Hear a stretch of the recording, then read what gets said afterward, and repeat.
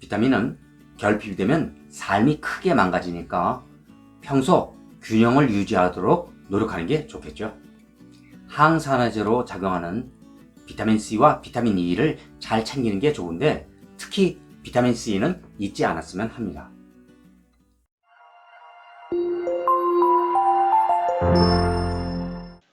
여러분 안녕하세요. 반갑습니다. 현명하신 구독자 여러분 감사합니다. KNL 기능의학TV는 질병의 원인 치료에 목적을 두고 있는 의학 정보를 과학적 검증을 거쳐 여러분께 최대한 많이 알려드리는 데에 초점을 맞추고 있는데, 그런 취지에 따라 이 채널을 방문하신 여러분께 다시 한번 감사드립니다. 비타민은 세 가지 다른 그룹인 필수 영양소인 미네랄, 필수 지방, 필수 아미노산 이런 것들을 포함하지 않고 공급원 중 하나로는 콜린도 있습니다. 비타민이 몸에서 매우 중요한 역할을 한다, 그런 점을 생각해서 영상을 만들게 되었습니다. 궁금하시면 영상을 집중해서 보세요.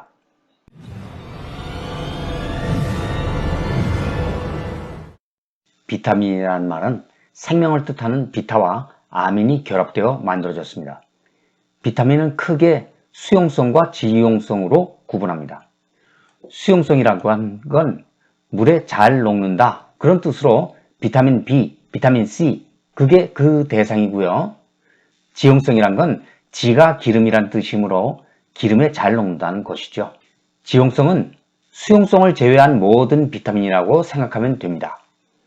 사람 몸의 3분의 2 정도가 물이므로 비타민 B, 비타민 C는 몸에 과잉이 되면 소변, 대변 이런 것으로 배출되니까 크게 고민할 것이 없는데, 지용성 비타민은 몸에 너무 많으면 독성을 나타낼 수 있으므로 조심해야 합니다.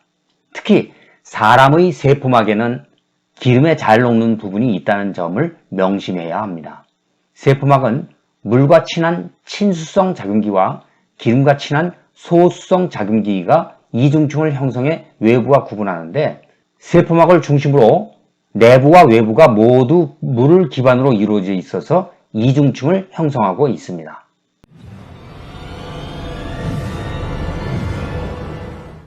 비타민 중 중요한 13가지를 나열하면 비타민 A, 조효소로 주로 쓰이는 비타민 B군에 비타민 B1, B2, B3와 비타민 B5, B6, B7이 있고 비타민 B9, B12가 있습니다.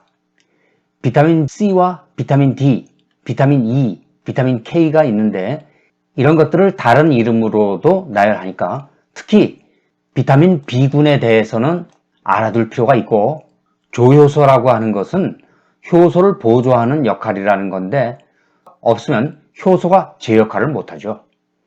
비타민 B군은 종합 영양제의 기본으로 쓰입니다. 비타민 B1을 사이아민, 티아민이라고도 부르죠. B2는 리보플라빈, B3를 나이아신 또는 니코틴산 이렇게도 부르고, 비타민 B5는 판토테닉 애시드, 판토텐산 그렇게 부르고, B6는 피리독신, 피리독살 이렇게도 부르고, B7을 바이오틴, 비오틴 그렇게도 부릅니다. B9을 폴레이트 또는 폴산 이렇게도 부르고요. B12를 사이아노코발라민 이렇게도 부릅니다. 비타민 C는 때때로 아스코르브산 이렇게도 부르고요. 비타민 D 중 핵심적인 것은 비타민 D3인데 표피에서 햇빛 속의 자외선에 의해 합성되고 콜레칼시페롤이라고 부릅니다. 비타민 A가 부족하면 야맹증, 오래된 피부 세포가 탈락하지 못하고 표피 내로 들어가 모공이 오돌토돌 그렇게 보이는 질환인 과각학증, 각막연화증 이런 것을 나타낼 수 있고, 비타민 E 결핍은 매우 드물고 비타민 K 결핍은 혈액 응고를 저해해서 과출혈을 생기게 할 수 있으며 유전적으로는 혈우병과 같습니다.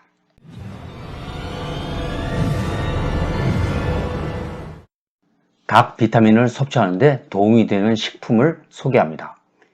비타민C는 여러 비타민 중에 항산화제로서 기본적으로 섭취하는 게 좋습니다. 비타민 A가 많은 식재료로는 케일, 시금치, 브로콜리, 이런 잎채소, 오렌지와 당근, 고구마, 호박, 토마토, 붉은 피망, 망고, 쇠간과 어유, 우유, 달걀이 있습니다.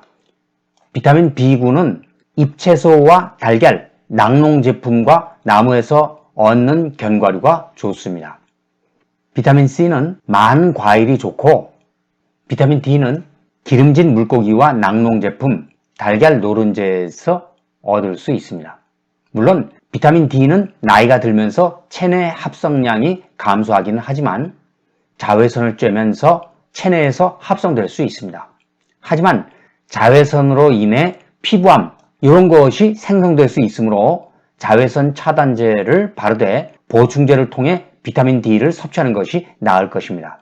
토코페롤 또는 토코트리에놀인 비타민 E는 여러 종류가 있는데 그중 비타민 E의 대표적인 예를 여기 나타냈습니다. 가지에 탄소 간 이중결합이 없으면 토코페롤, 이중결합 3개를 가지면 토코트리에놀입니다. 자, 요게 토코페롤이고요. 여기 이중결합이 이렇게 있거든요. 여기 탄소와 수소가 생략된 겁니다. 이중결합이 여기 이렇게 3개 있는 것이 토코트리에놀입니다. 비타민 E가 음식에 많은 것은 견과류, 씨앗류, 과일과 채소를 염두에 두면 될 것 같습니다. 비타민 K는 케일이나 시금치 같은 잎채소, 대두유, 낫또, 치즈, 달걀 등에서 얻을 수 있습니다. 흔히 RDA 이렇게 얘기하면 하루 권장 섭취량 이러고도 하는데 여러 비타민을 음식으로 섭취해 RDA를 만족시키기는 어려우니까 보충제 섭취를 통해 RDA를 만족시키는 게 좋을 듯 합니다.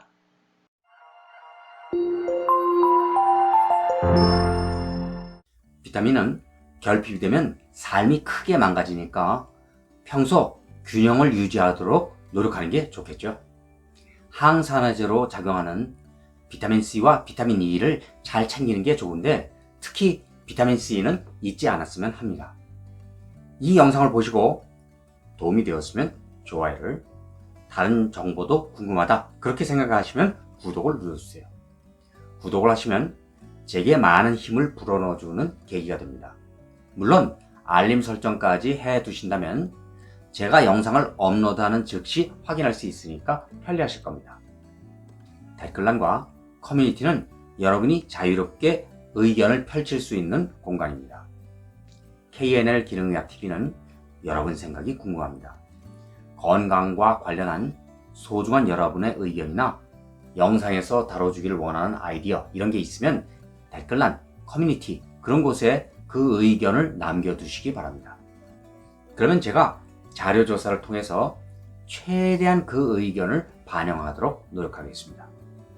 이번 영상은 여기서 마칩니다. 끝까지 시청해 주셔서 감사합니다.